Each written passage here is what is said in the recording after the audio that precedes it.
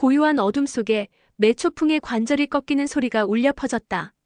그와 동시에 주막 안에서는 전진칠자가 북두칠성의 형태로 가부좌를 틀고 앉아 무엇인가를 읊조리기 시작했다.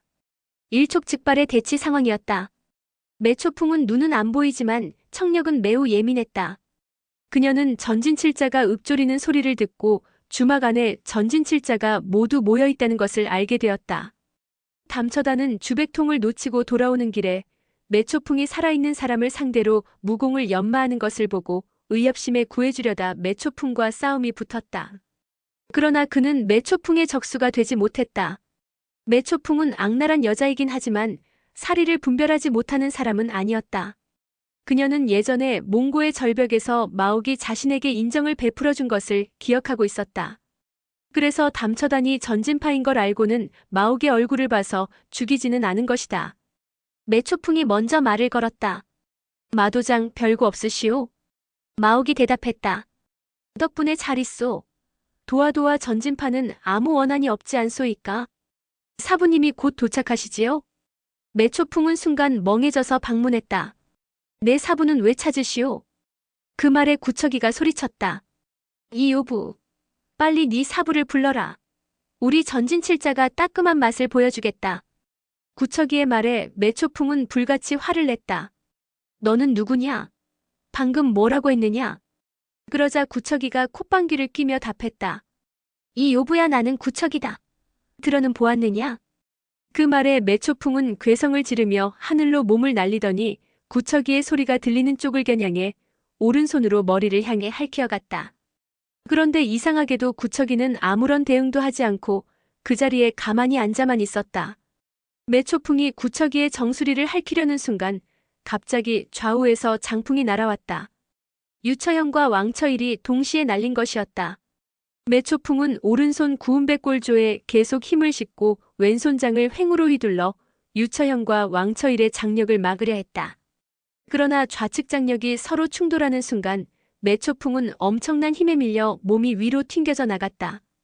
놀란 매초풍이 황급히 오른손 구운백골조를 거두고 장력으로 바꾸어 우측에서 날아오는 장풍을 막았으나 몸이 뒤로 날아가며 문난간으로 나가떨어지고 말았다. 매초풍은 놀라서 낯빛이 파래졌다. 그녀는 조금 전 두 사람의 무공으로 볼 때 전진칠자의 연배는 아니라고 생각했다. 홍칠공과 단왕야이십니까? 그러자 구척이가 웃으며 대답했다. 무슨 헛소리냐? 우리는 전진칠자다. 그 말에 매초풍은 당황하여 잠시 멍해졌다. 담처다는 분명 자신의 적수가 아니었는데 어찌 그와 같은 연배인 사형과 사제 중에 이런 고수가 있을 수 있단 말인가? 매초풍은 사형제 간의 무공이 이렇게 큰 차이가 나는 것을 이해할 수 없었다. 지금 벌어진 상황을 이해하지 못하는 것은 밀실에서 지켜보던 곽정 역시 마찬가지였다. 곽정은 왕처일의 무공 수준을 알고 있었다. 아무리 높게 쳐줘도 매초풍과 백중지세를 이루는 게 한계일 것이다. 그런데 좀 전에 보여줬던 장풍의 위력은 홍칠공이나 황약사 같은 절정 고수의 것과 비교해도 손색이 없는 위력이었다. 곽정은 어떻게 된 일인지 이해가 되지 않았다. 매초풍은 강인하고 사나운 성격이라 사부를 제외하고는 세상 누구도 두려워하지 않았다. 예전 몽고 절벽에서는 마옥이 겸손한 말투와 예로 대했기 때문에 쉽게 물러난 것이었다. 매초풍은 자신이 상대가 안 되는 줄 알지만 결코 여기서 그만둘 수 없었다. 전진칠자 역시 구천인과 양강의 거짓말에 속아 황약사가 주백통과 곽정을 죽였다고 믿었기 때문에 도화도 일파에 대한 증오가 뼈에 사무쳐 있는 상황이었다. 매초풍은 잠시 생각하다가 허리에서 동룡은편을 꺼내 들고 소리쳤다. 마도장, 오늘은 병기를 들고 싸워야 할 것 같으니 이해하시오. 그러면서 나머지 6명에게 고함쳤다. 너희들도 어서 칼을 들어라. 그 말에 왕처일이 코웃음을 쳤다. 우리는 7이고 너는 하나인데다 눈도 보이지 않으니 전진칠자가 아무리 못나도 너와 병기를 들고 싸울 수는 없다. 여기 앉아서 움직이지 않을 테니 어서 공격해라.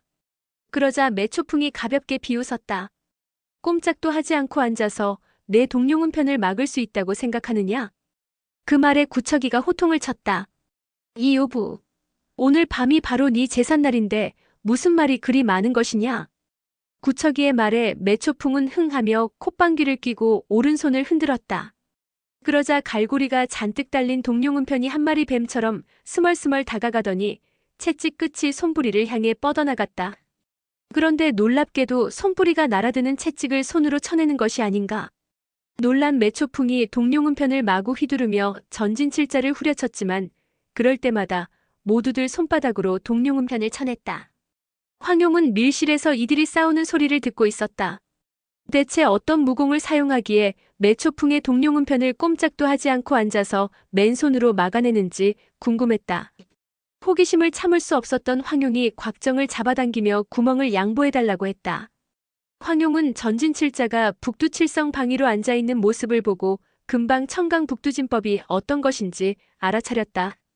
황약사는 천문역학에 정통한지라 황용은 어릴 때부터 여름밤이면 아버지 무릎에 앉아 별자리 이야기를 듣곤 했다.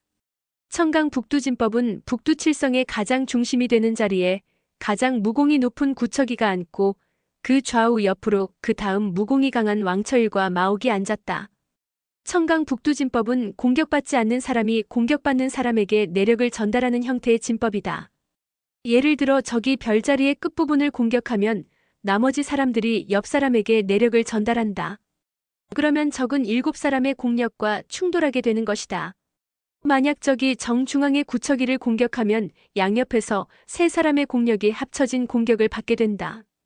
또한 적이 여럿이어도 정중앙의 구척이가 양옆으로 공력을 전달하니 손을 움직여 싸우는 사람들은 최소 2~3명분의 공력을 가지고 적과 싸우게 된다.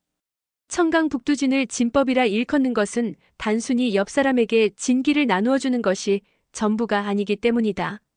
진기를 다른 사람에게 전달하는 것은 무림고수라면 누구나 할 수 있는 일이다.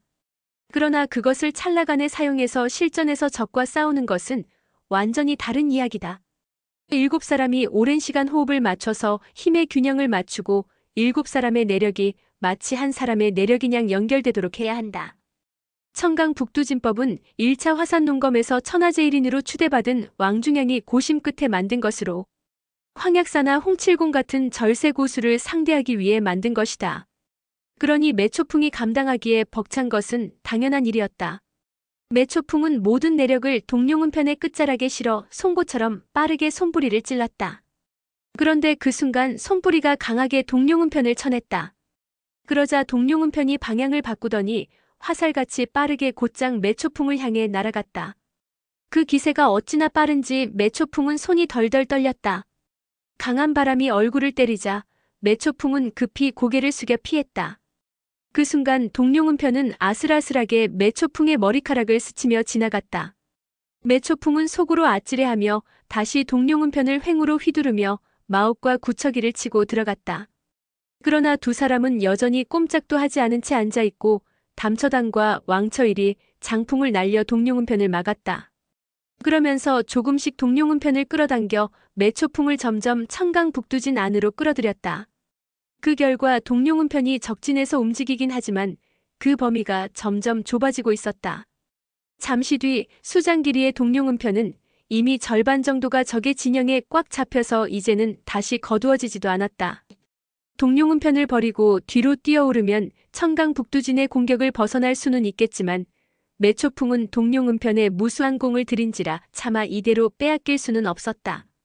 그러나 이대로 가다간 후퇴하기도 힘들 것 같아 매초풍은 이를 악물고 동룡은편을 놓을 수밖에 없었다. 하지만 한순간의 망설임이 매초풍의 발목을 잡았다. 매초풍이 동룡은편을 놓으려는 순간 유처연의 장풍이 날아와 동룡은편을 날려버렸다. 엄청난 위력에 날아간 동룡은편이 벽에 부딪히며 지붕이 흔들리고 지붕의 먼지가 우수수 떨어졌다. 매초풍도 동룡은편이 날아가는 힘에 이끌려 기우뚱하며 앞으로 한 발짝 들어오고 말았다. 비록 2척 정도밖에 안으로 들어오지 않았지만 이것은 승패를 가름하는 첫걸음이었다. 매초풍이 빨리 동룡은편을 버렸더라면, 그래서 앞으로 한 걸음 들어오지 않고 뒤로 물러나서 도망갔더라면 전진칠자는 그녀를 그대로 내버려 두었을 것이다. 그러나 이미 진 안으로 들어온 이상 빠져나가기는 쉽지 않았다. 손부리와 왕처일의 장풍이 양옆에서 날아왔고 뒤이어 마옥과 학대통의 장풍이 뒤에서 몰아쳤다. 매초풍은 앞으로 더 들어가면 더욱 위험해진다는 것을 알고 있었지만 장풍의 위력에 어쩔 수 없이 왼발을 반보 안으로 내딛고 말았다. 매초풍은 순간 기압을 넣으며 오른발로 날아올라 삽시간에 마옥과 학대통의 손목을 연이어 걷어찼다. 그 모습을 보며 구척이와 유처연이 훌륭하다며 동시에 갈채를 보내고는 장풍을 날려 두 사람을 구해주었다. 매초풍은 오른발이 땅에 닿기도 전에 다시 왼발로 허공을 박차고 날아올랐다. 비록 구척이 유처연의 장풍을 피하긴 했지만 왼발이 땅에 닿으면서 다시 한 걸음 안으로 내딛고 말았다. 이 걸음으로 매초풍은 청강북두 진영에 더욱 깊숙이 빠져버렸다. 이제는 전진칠자 중 한 사람을 쓰러뜨리지 않으면 절대 벗어날 수 없게 된 것이다. 매초풍은 연신 구운백골조와 최심장으로 진영을 깨뜨리려 했지만 전진칠자의 장풍에 번번이 무산되자 화가 나서 괴성을 질렀다. 이제 전진칠자가 그녀의 목숨을 빼앗는 것은 식은 죽 먹기였다. 그러나 전진칠자는 결코 살수를 쓰지 않았다. 한동안 그들의 대결을 지켜보던 황용은 그제야 그들이 살수를 쓰지 않는 이유를 알았다. 그들은 지금 매초풍을 상대로 청강북두진을 연마하고 있는 것이다. 매초풍 같은 무공이 높은 적을 언제 또 만나볼 수 있겠는가? 그러나 황용의 추측은 반은 맞고 반은 틀렸다. 전진칠자가 매초풍을 이용해 무공을 연마한다는 추측은 맞았으나 그들은 매초풍을 죽일 생각까지는 없었다. 황용은 매초풍에게 좋은 감정이 있는 것은 아니었으나 전진칠자가 이렇게 도화도문화의 제자를 욕보이자 화가 치밀어 더 보고 싶지 않았다. 그녀는 곽정에게 구멍을 양보했다. 그러나 구멍으로 엿보지 않아도 맹렬한 장풍 소리로 치열하게 전개되는 싸움의 상황을 짐작할 수 있었다. 곽정은 처음 보았을 때는 그저 망연하기만 했다. 전진칠자가 왜 태연히 땅에 앉아서 매초풍과 싸우고 있는지 이해가 되지 않았다. 저 사람들은 북두칠성 별자리에 방위대로 앉아 있는 거예요. 지금 7사람의 내공이 서로 연결되어 있는데 알아보겠어요? 곽정은 황용의 말을 듣고 그제야 구음진경 학권에 실린 많은 구절이 머릿속에 소용돌이치며 깨닫기 시작했다. 예전에는 그 구절의 뜻을 이해하지 못했는데 전진칠자가 싸우는 모습과 진영의 배치를 보고 자신도 모르게 깨달음을 얻은 것이다. 곽정은 점점 그들의 싸움에 몰입했다. 일전에 곽정은 도화도에서 홍칠공과 구양봉이 싸우는 것을 지켜본 후 무공이 크게 진전된 적이 있다. 그때는 곽정이 우둔하고 홍칠공과 구양봉의 무공 또한 구음진경과 그 뿌리가 달라서 깨달음에 한계가 있었다. 그러나 지금 전진칠자의 진법은 도가의 깨달음을 바탕으로 한 구음진경과 일맥상통하니 이를 지켜보는 것만으로도 곽정의 무공은 자신도 모르게 진일보하고 있었다. 매초풍이 점점 버티기 힘겨워질 때쯤 밖에서 누군가의 목소리가 들렸다. 황형께서 출수하시겠소? 아니면 내가 먼저 출수할까요? 곽정은 그 목소리를 듣고 깜짝 놀랐다. 어디서 들려오는지는 모르겠지만 그 목소리의 주인은 바로 구양봉이었다. 전진칠자도 일제히 놀라 문을 바라보았다. 문에는 청포와 하얀색 옷을 입은 두 사람이 나란히 서 있었다. 바로 주백통을 쫓던 사람들이었다. 전진칠자는 일제히 낮은 휘파람 소리를 내며 진영을 풀고 자리에서 일어났다. 구양형, 저 7놈이 내 제자를 욕보였으니 내가 저놈들을 좀 손봐줘야겠소. 그러자 구양봉이 껄껄대고 웃었다. 황형이 가만히 있는다면 그건 도화도주의 방법이 아니지요. 왕처일은 화산농검대회에서 동사와 서독을 본 적이 있었다. 왕처일이 얼른 앞으로 나아가 예를 차리려는데 갑자기 황약사가 몸을 움직이더니 일장을 바라는 것이 아닌가. 왕처일은 막으려 했으나 이미 늦었다. 퍽 하는 소리와 함께 뺨을 얻어맞고 휘청거리며 넘어질 뻔했다. 그 모습을 보고 구척이가 크게 놀라 소리쳤다. 어서 제자리로. 그러나 순간 퍽퍽퍽퍽 4번의 소리가 나더니 담처단, 유처연, 학대통, 손부리도 뺨을 얻어맞았다.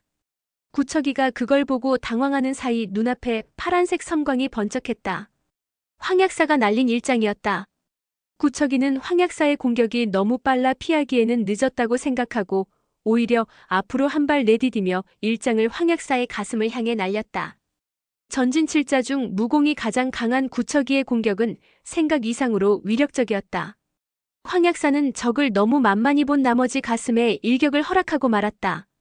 황약사는 가슴에 강한 통증을 느끼자마자 급히 운기에 가슴을 보호했다.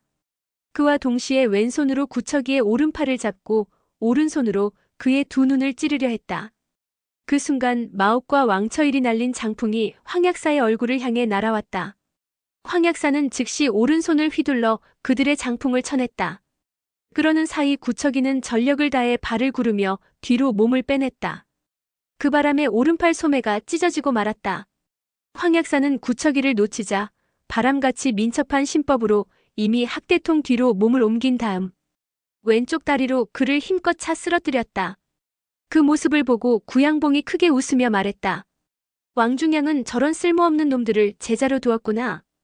구척이는 무공을 익힌 이래 오늘처럼 참담한 패배를 당해보기는 처음이었다. 구척이가 이를 갈며 소리쳤다. 어서 제자리로 갑시다.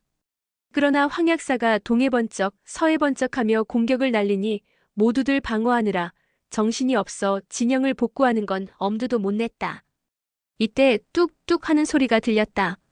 마옥과 담처단이 허리에 차고 있던 장검이 황약사의 손에서 부러지는 소리였다. 그걸 보고 구척이와 왕처일은 일제히 검을 뽑아들고 달려들었다. 전진칠자 중 가장 무공이 강한 두 사람이 검을 들고 협공하니 그 위력이 대단했다. 잠시 황약사의 움직임이 두 사람에게 집중되는 사이 마옥, 담처단, 유처연 등이 각자 자신의 방위 자리에 좌정했다. 완전하지는 않지만 세 사람이 청강 북두진에 포진되자 상황이 크게 바뀌었다. 자리를 잡은 세 사람이 내공을 모아 장풍을 날리니 구척이와 왕처이를 상대하던 황약사도 그 위력에 당황할 수밖에 없었다. 그러는 사이 나머지 전진칠자도 모두 자리에 앉으며 청강 북두진이 완성되었다. 황약사는 몇 차례 그들의 장풍을 막아내곤 웃으며 말했다. 구양형, 왕중양이 한 수를 남겨두었구려. 아무렇지 않은 듯 담담히 말했지만 혼자서 7의 장력을 막아내며 상황이 크게 바뀌었다는 것을 알고 있었다. 황약사는 진영 가운데에서 빙글빙글 돌며 나경신 검장을 전개했다. 지금의 싸움은 전진칠자가 매초풍을 상대로 한 것과는 사뭇 달랐다. 황용은 지켜보며 숨도 제대로 쉬지 못했고 절세무공을 지닌 구양봉조차 속으로 감탄하고 있었다. 매초풍은 옆에서 격렬히 싸우는 바람 소리를 들으며 기쁘기도 하고 부끄럽기도 했다. 전진칠자는 굳건히 방위를 지키고 전력을 다해 황약사의 공격을 방어했다. 한 사람이라도 정신을 놓으면 생명을 보존하기 힘들 뿐 아니라 만약 그렇게 되면 전진교도 이대로 막을 내릴 터였다. 황약사는 속으로 난감하기 짝이 없었다. 처음 싸움을 시작할 때는 즉시 살수를 펴서 한두 사람을 죽인 뒤 청강 북두진법을 무너뜨리고 나머지는 봐주려 했다. 그러나 이제 이기는 것도 어렵게 되었고 그렇다고 이대로 물러날 수도 없는 상황이 되었다. 양측이 막상막하인지라 전력을 다해 상대할 수밖에 없었다. 그렇게 양측이 치열하게 공수를 주고받는 사이 새벽달기 울고 아침 햇살이 주막으로 들어왔다. 이제 곽정의 7일 동안의 내상 치료가 끝났다. 비록 밖에서는 한창 싸움이 벌어져 난리였지만 곽정의 마음은 평온하기 그지없었다. 곽정은 조용히 눈을 감고 성찰에 들어갔다. 몸 안에서 뜨거운 기운이 일주천하여 단전으로 모였다. 황용은 곽정의 얼굴에 혈색이 돌고 광택이 나는 것을 보고 몹시 기뻤다. 그간의 걱정이 눈 녹듯 사라지고 다소 안심이 됐다. 이제 남은 것은 7일간 늘어난 내공을 잘 갈무리하는 일뿐이었다. 곽정과 황용이 7일간 서로의 내공을 주고받으며 내상을 치료한 것은 치료인 동시의 수련이었다. 넘쳐나는 내공만 잘 갈무리하면 곽정의 무공은 이전보다 더욱 고강해질 것이다. 황용은 이제 손바닥을 떼고 다시 구멍에 눈을 바짝 붙이고 밖의 싸움을 지켜보았다. 그런데 아버지가 천천히 팔괘방위로 발을 옮기면서 일장을 바라는 것이 아닌가. 황용은 그 모습을 보고 깜짝 놀라고 말았다. 황약사가 팔괘방위를 밟는 것은 내공을 한층 더 끌어올리는 최상승 무공으로 적과 생사를 결정짓겠다는 뜻이었다. 전력을 다하기는 전진칠자도 마찬가지였다. 그들 머리에는 뜨거운 김이 솟아오르고 도포는 이미 땀으로 흠뻑 젖어 있어 매초풍을 상대할 때와는 완연히 달랐다. 구양봉은 옆에서 수수방관하며 전진칠자의 청강 북두진법의 오묘함에 놀라고 있었다. 그리고 한편으론 황 약사가 내공을 소진하고 중상을 입어 두 번째 화산농검대회에서 자신의 강적 하나가 줄어들기만을 바랐다. 그러나 황 약사의 내공은 바닥을 드러내지 않고 오히려 더욱 커져만 갔다. 이대로 가다가는 전진칠자가 패하지는 않더라도 이기기는 어려워 보였다. 그때 펑 하는 소리와 함께 엄청난 충돌음이 들리더니 기파의 소용돌이가 사방으로 퍼져나갔다. 황 약사가 손부리와 담처단에게 각각 장을 날렸고 그들도 일장을 날려 황 약사의 장력을 맞받아친 것이다. 황 약사와 전진칠자의 목숨 건 내공 대결이었다. 바로 그때 구양봉이 몸을 날려 번개같이 담처단 뒤로 가서 한마공을 날렸다. 담처단은 황 약사를 전력으로 상대하고 있는 중에 갑자기 등 뒤에서 엄청난 힘이 몰려오고 있는 것을 느꼈다. 옆에 동문들도 어찌할 바를 모르는 사이 그는 미처 피하지 못한 채 고꾸라지고 말았다. 그 바람에 청강 북두진으로 연결된 전진칠자의 내력이 순간 흐트러졌다. 그걸 느낀 황 약사가 황급히 내력을 걷어들이며 노성을 터뜨렸다. 누가 끼어들라고 했소? 일반적으로 무림고수 간의 내공 대결을 할 때 옆에서 누가 개입하면 양쪽 모두 큰 내상을 입는 것이 보편적이다. 그나마 황 약사 정도의 절세 고수였기에 구양봉의 개입에도 쌍방이 내상을 입지 않고 떨어질 수 있었다. 전진칠자는 구양봉이 황 약사와 같은 편이라고 생각했다. 그래서 구척이 왕처일은 검을 뽑아들고 일제히 황 약사에게 달려들었고 마옥과 학대통 두 사람은 서로 내공을 전달하며 황 약사에게 일장을 날렸다. 그 모습을 보고 구양봉이 웃으며 황 약사의 등 뒤로 빠르게 이동했다. 그러곤 황 약사에게 한마공을 날렸다. 구양봉은 담처단을 공격할 때는 가진 힘의 3할 정도만 사용했지만 지금은 평생의 모든 내공을 실어서 공격했다. 황 약사가 4명의 적을 상대하느라 정신없는 지금 이 순간이 아니면 언제 황 약사를 죽일 수 있겠는가? 아무리 황 약사의 무공이 높다 한들 앞에서 4명의 고수를 상대하면서 서독을 막는 것은 무리였다. 구양봉은 전진칠자 중 1명을 죽였으니 사실상 청강 북두진법은 깨진 것이라 생각했다. 7명이 모두 모여 완전한 청강 북두진을 완성했을 때조차 황 약사와 동수였다. 그런데 이제 6명뿐이니 자신이 그들을 두려워해야 할 이유는 없었다. 구양봉은 자신의 계략이 성공했다고 생각하며 속으로 환호를 질렀다. 황 약사는 기를 등에 집중시켜 충격에 대비하기는 했으나 죽음을 면치 못할 것이라는 사실을 잘 알고 있었다. 황 약사가 속으로 이제 딸을 보게 되겠구나 하고 생각하던 그때 갑자기 검은 그림자가 어른거리더니 옆에서 누군가 튀어나왔다. 그러곤 황 약사의 등을 향해 달려들더니 기압을 내지르며 한마공의 일격을 받아냈다. 그 순간 황 약사와 그를 상대하던 4명은 동시에 손을 거두고 뒤로 물러났다. 목숨을 아끼지 않고 달려든 사람은 바로 매초풍이었다. 황 약사는 고개를 돌려 구양봉을 보며 이를 갈았다. 이 악독한 놈. 과연 이름이 헛되지 않구나. 구양봉은 다른 사람이 자신의 일격을 맞자 속으로 안타까움을 금치 못했다. 그러나 황 약사와 전진육자가 함께 덤비면 자신의 생명을 부지하기 힘들 것이라 생각하고 긴 웃음을 날리며 서둘러 도망갔다. 마옥은 급히 담처단을 안아 손을 대보고는 대경실색했다. 담처단은 상반신이 흐물거리고 머리가 옆으로 축 늘어져 있었다. 구양봉의 한마공의 앞뒤 늑골과 척추가 모두 부러져 버린 것이다. 마옥은 사제의 목숨이 경각에 달려있는 것을 보고 눈물이 비처럼 흘러내렸다. 구척이가 검을 들고 구양봉을 쫓아갔으나 멀리서 그의 목소리만 들릴 뿐이었다. 황 약사, 내가 당신을 도와 왕중양의 진법을 깨뜨리고 도화도의 배신자까지 죽였으니 남은 6놈은 혼자서 상대하시오. 나중에 다시 봅시다. 그 말에 황 약사는 코웃음을 쳤다. 구양봉은 담처단을 죽인 5명을 고스란히 황 약사에게 뒤집어 씌워 전진교와 싸우게 할 속셈이었다. 황 약사는 그것이 구양봉의 이간질이라는 것을 알고 있었지만 굳이 전진파 도인들에게 설명하고 싶지는 않았다. 자신은 누가 뭐래도 동사 황 약사인 것이다. 황 약사는 그저 천천히 매초풍을 안아 올렸다. 붉은 피를 온통 토해낸 매초풍은 다시 살아나기 힘들 것 같았다. 황 약사는 점차 숨이 꺼져가는 매초풍을 보자 수십 년간의 원한이 떠오르며 비통한 심정이 되어 그만 눈물을 흘리고 말았다. 매초풍은 입가에 살짝 미소를 띠더니 마지막 힘을 다해 오른손을 들어 왼쪽 손목을 끊어버렸다. 이어 오른손을 땅바닥에 사정없이 내리쳤다. 그러자 손뼈가 부러지고 말았다. 이 모습을 본 황약사는 깜짝 놀랐다. 사부님, 제게 내리신 3가지 명령 중에 2가지는 못 지키고 떠납니다. 황약사가 매초풍에게 내린 3가지 명령은 구음진경을 찾는 것과 다른 제자의 행방을 알아내는 것이었다. 그리고 마지막으로 허락 없이 익힌 구음진경의 무공을 패하는 것이었다. 매초풍은 죽기 직전에 자기 손을 부러뜨려 구음진경을 통해 배운 구음백골조와 최심장 2가지 무공을 스스로 패한 셈이었다. 황약사는 자기가 내린 3가지 명령을 떠올리고 매초풍의 의도를 알아채자 다시 눈에 눈물이 고였다. 됐어. 별것도 아닌 것을 마음에 두지 말아라. 내 너를 다시 도화도의 제자로 삼겠다. 매초풍은 사부를 배반했던 일이 평생의 한으로 남아있었는데 이제 죽음을 앞두고 뜻밖의 말을 듣자 기쁨을 감출 수가 없었다. 매초풍은 힘들게 몸을 일으켜 사부님께 절함으로써 사제의 예를 갖추려 했다.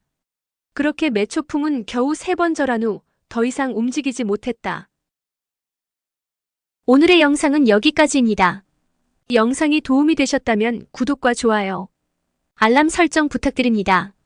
시청해주셔서 감사합니다.